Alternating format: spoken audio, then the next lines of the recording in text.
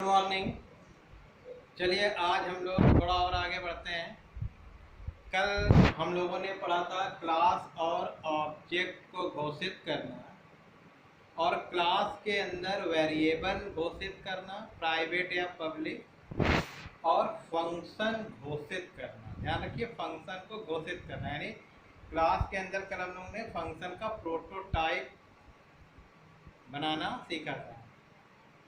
अब एक और इम्पॉर्टेंट चीज़ है कि क्लास के अंदर जो फंक्शन घोषित किया गया, जैसे कल हम लोगों ने बनाया था वाइट गेट डेटा और वाइट पुट डेटा, तो फंक्शन का सिर्फ नाम, एक तरह से फंक्शन का प्रोटोटाइप क्या होता है, फंक्शन का नाम लिखना, फंक्शन का टाइप और फंक्शन का नाम, क्योंकि हर फंक्शन में प्रोग्राम बनता है और जब फंक्शन में प्रोग्राम बनता है तो उसे बोलते हैं फंक्शन को परिभाषित करना, यानी फंक्शन डेफिनेशन।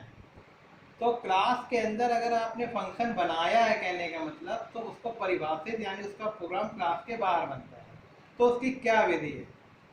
तो हेडिंग ये लिखी है बोर्ड पे, देखिए, क्लास के सदस्य फंक्शन को परिभाषित करें। एक ऐसा फंक्शन जो किसी क्लास का सदस्य है, यानी अगर हमने क्लास में फंक्शन बनाया है उसका प्रोटोटाइप क्लास के अंदर लिखा जाता है। प्रोटोटाइप मतलब फंक्शन को घोषित करना, सिर्फ फंक्शन का टाइप और नाम लिखना ही प्रोटोटाइप कहलाता है। तो उसे तो अंदर लिख दिया जाता है, तथा इस फंक्शन की परिभाषा क्लास के बाहर निम्न प्रारूप में लिखी जाती है। लेकिन अगर परिभाषा जब हम लिखेंगे, यानी फंक्शन को जब हम परिभाषित करेंगे, तो क्या प्रारूप है, क्या सिंटैक्स है, इसे समझना है, क्योंकि जब प्रोग्रामिंग करेंगे तो ध्यान देना पड़ेगा। तो सबसे पहले टाइप किसका होगा, फंक्शन का। फिर जो भी आपने क्लास का नाम लिया है क्लास नेम लिखेंगे, और ये स्कोप ऑपरेटर, ध्यान रखें ये बहुत इंपॉर्टेंट ऑपरेटर है, आगे इसे अलग से भी पढ़ेंगे, स्कोप ऑपरेटर। फिर जो भी फंक्शन का नाम लिया है फंक्शन नेम, और यदि पैरामीटर्स हैं, फंक्शन में पैरामीटर हो भी सकता है, नहीं भी होता है, जब आप फंक्शन अलग से पढ़ेंगे तो ऑल समझेंगे, तो जैसा फंक्शन हो। और फिर कर्ली ब्रैकेट ओपन और कर्ली ब्रैकेट क्लोज, और इसके अंदर जो भी फंक्शन का प्रोग्राम होगा उसे स्टेटमेंट कहते हैं। तो इस प्रकार क्लास के बाहर हम लोग फंक्शन को इस विधि द्वारा परिभाषित करेंगे। अब एक एग्जांपल बता रहे हैं जो हमने कल आपको बताया था बोर्ड पे, देखिए। जैसे कल हम लोगों ने फंक्शन बनाया था वाइट गेट डाटा और पुट डाटा, और क्लास का नाम क्या था, सम नंबर, ठीक है। तो सबसे पहले टाइप हम लिखेंगे वाइड, क्योंकि फंक्शन का टाइप क्या था, वाइड, ठीक है। इसके बाद क्लास नेम क्या हो जाएगा, सम नंबर। फिर स्कोप ऑपरेटर, ठीक है। और फंक्शन नेम क्या हो जाएगा, गेट डाटा। पहला फंक्शन क्या लिया था, गेट डाटा। और पैरामीटर यहाँ ऐसे लिखा है, पैरामीटर अभी हम लोग के फंक्शन में नहीं है, तो इसको ब्रैकेट है। और इस प्रकार जो भी फंक्शन का कोडिंग होगा, वो प्रोग्राम में जब हम लोग करेंगे तो कोडिंग करेंगे, तो वो इस प्रकार हमारा, मान लीजिए एक कोडिंग के रूप में हमें गेट डेटा में दो संख्याओं को इनपुट कराना, तो कोई भी काम फंक्शन से ही होगा। जैसे गेट डाटा फंक्शन में ये हो जाएगा C out enter the two number. अब कोई भी काम कोड में फंक्शन द्वारा ही होगा।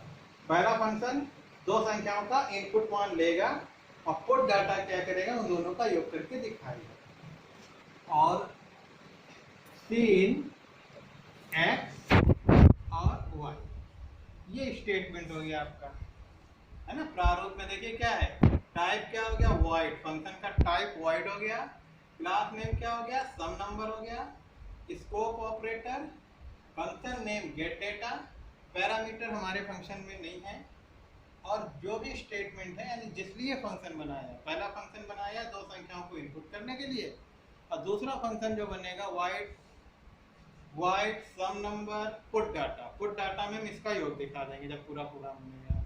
यानी क्लास के अंदर अगर आपने कोई भी फंक्शन बनाया है तो उसको हम लोग इस प्रारूप में क्लास के बाहर परिभाषित करेंगे। एक चीज और बता दें, 314 पेज पे आपको लिखा भी है इस टॉपिक को, वैसे फंक्शन को हम लोग क्लास के अंदर भी परिभाषित कर सकते हैं, लेकिन वो विधि कम प्रयोग होती है। जब कभी छोटा फंक्शन होता है तो उसे हम क्लास बनाते समय फंक्शन का प्रोटोटाइप ना लिखकर सीधे उस फंक्शन को ही परिभाषित कर देते हैं। जैसे मैं एक एग्जांपल दिखा रहा हूँ, वैसे इस विधि का कम प्रयोग होता है, फिर भी मैं बता रहा हूँ। जैसे आपने बनाई क्लास का नाम क्या था, सम नंबर।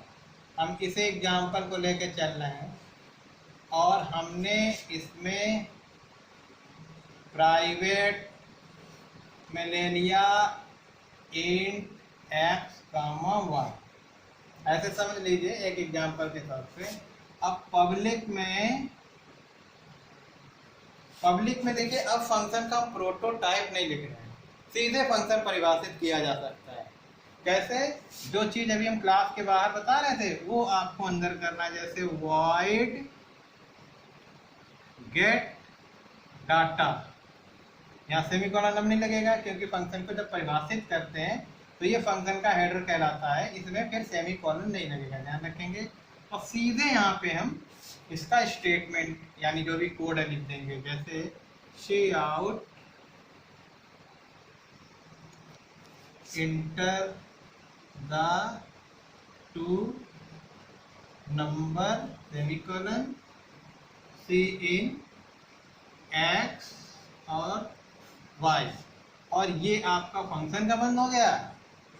ठीक है, अब मान लीजिए ऐसे ही वाइट गुड डाटा बना देंगे, मान लीजिए गुड डाटा बन जाएगा और ये क्लास यहीं पे बंद हो जाएगी।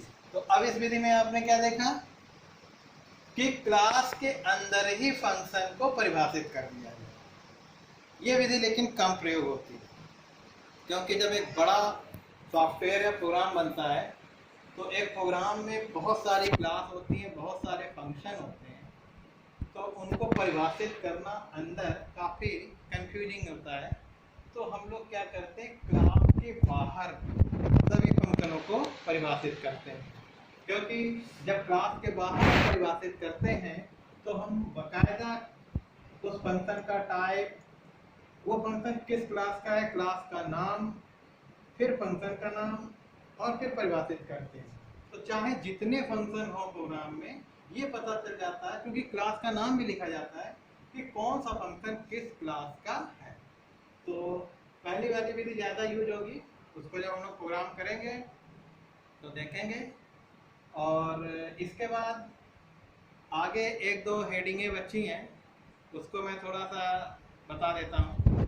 तो बेटा देखिए अगला पॉइंट, चौथा आपका सीरियल से main function.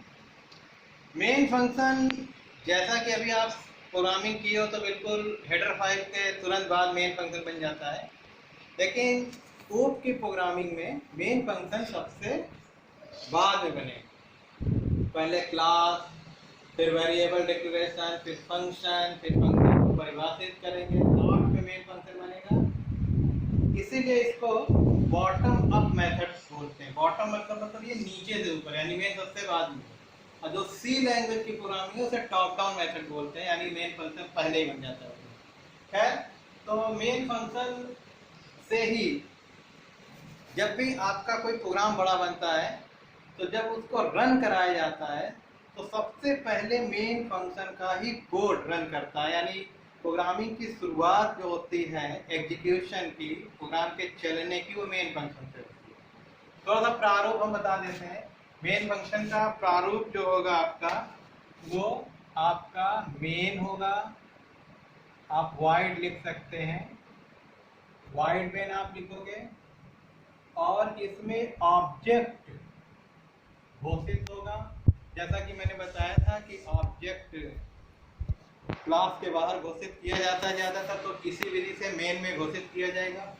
Object declaration semicolon, और जो भी स्टेटमेंट होगा, यानी जब पूरा प्रोग्राम मैंने बताया कि जब आप करोगे समझोगे। एक एग्जांपल बताते हैं कि जैसे हमने क्लास अभी ली थी तो उसका एग्जांपल देख लीजिए। जैसे मान लीजिए void main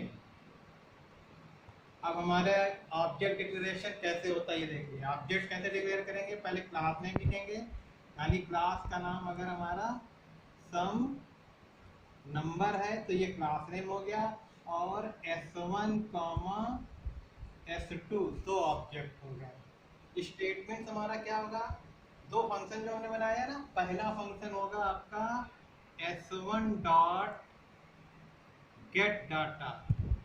इससे क्या होगा, ये हमारा स्टेटमेंट हो जाएगा। इससे हमारा पहला फंक्शन चलेगा तो पहला आउटपुट आएगा इंटर द टू नंबर, और जब दूसरा फंक्शन हम बनाएंगे तो उसको चलाने के लिए हम ये कोड लिखेंगे S2 डॉट पुट डाटा।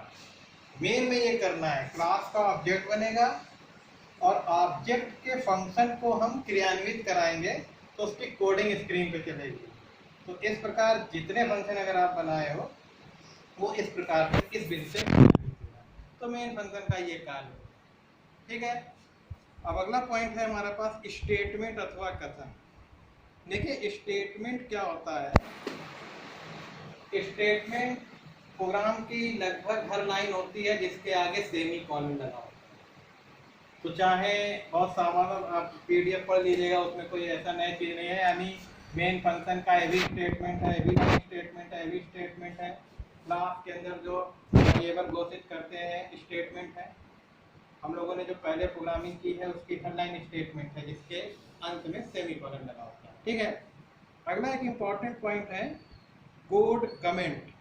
ये अच्छी चीज़ है जो हर प्रोग्रामिंग में होती है, इसको मैं थोड़ा अभी बताता हूँ आपको। अभी आपको मैंने बताया था कि स्टेटमेंट क्या होता है, तो प्रोग्राम की लगभग हर लाइन जिसके आखिरी में सेमीकोलन लगा होता है स्टेटमेंट होता है। वेरिएबल जो घोषित करते हैं ऐसे और सीन लिखते हैं, मतलब लगभग प्रोग्राम होता ही क्या है, स्टेटमेंट का समूह होता है। अगला पॉइंट है कोड कमेंट। जैसा कि नाम है, जो कोड करते हैं उस पर कमेंट्स करना।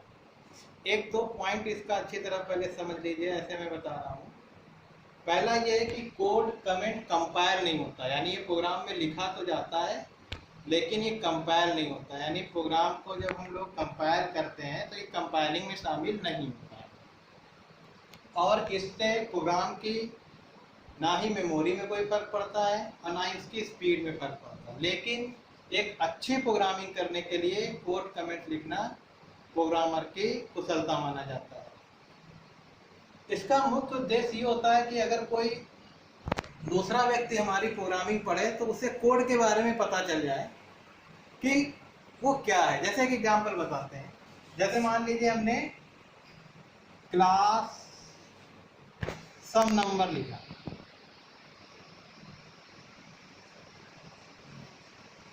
आप पूरी किताब में जितने भी प्रोग्राम बने होंगे वहाँ कोड कमेंट्स को लिखा देखा होगा आपने, और जिससे आपको कोडिंग समझ में आएगी। ठीक है, तो जैसे कि मान लीजिए हमने लिखा int x, y। ठीक है, ऐसे तो प्रोग्राम हम बनाते चले जा रहे हैं। फिर मान लीजिए हमने लिखा void get data, void get data, ये मान लीजिए फंक्शन दे दिया। ठीक है, और ये हमने ऐसे कर, तो अब हमें इसे कोड कमेंट करना है।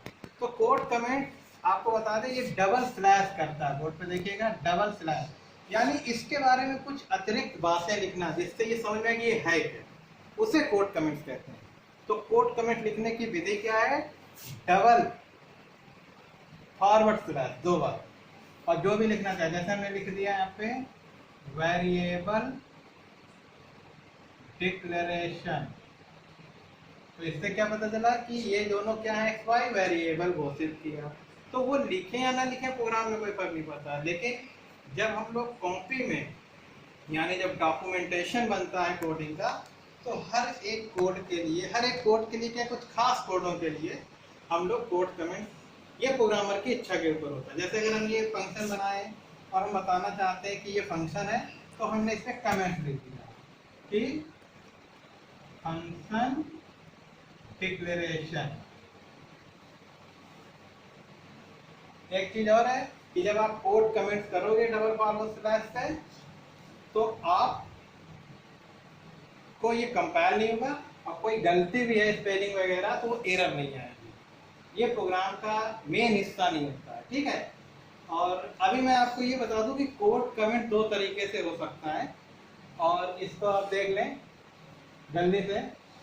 लास्ट इम्पॉर्टेंट टॉपिक है, कोड कमेंट्स की दो विधि है। एक तो अगर आपको सिंगल लाइन में कोई कमेंट, जैसे आप पहला प्रोग्राम बनाने जा रहे हैं तो सबसे ऊपर लिख सकते हो this is my first program, ये कोड कमेंट है, ये कंपाइलिंग नहीं। इसके बाद फिर आप हेडर फाइल वगैरह लिख लो। तो दो विधि है, या तो अगर आपको line by line code comment करना है तो डबल, अगर आपको 3-4 लाइनों को एक साथ कोड कमेंट करना है तो ध्यान दें // फिर जितनी लाइन का आपको कोड कमेंट है हर लाइन में फिर नहीं करना है, और */ से बंद कर सकते हैं। हालांकि ये दोनों मेथड C++ के टर्बो C++ कंपाइलर में यूज हो जाता है, और C लैंग्वेज में सिर्फ आपका ये वाला मेथड यूज होता है। यानी 2-3 लाइन में अगर कोड कमेंट है तो // बना देंगे और */ से बंद कर देंगे।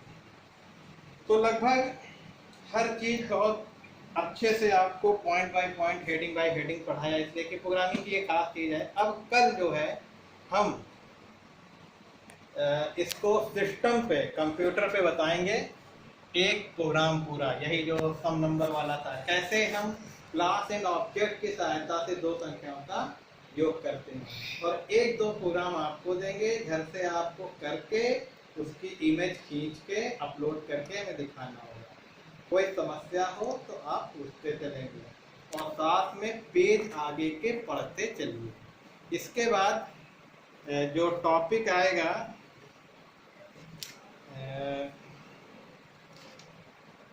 हमारे ख्याल से C++ के कंपाइलर प्रोग्राम विकास चक्र 321 पेज पे है C++ का प्रोग्राम विकास चक्र। इसमें 4-5 पॉइंट हैं, इनको आप पढ़िएगा। और कल प्रोग्रामिंग बताएंगे, फिर संडे जैसे छुट्टी मिल जाती है तो थोड़ा आगे पढ़ लिया करिए, ठीक है।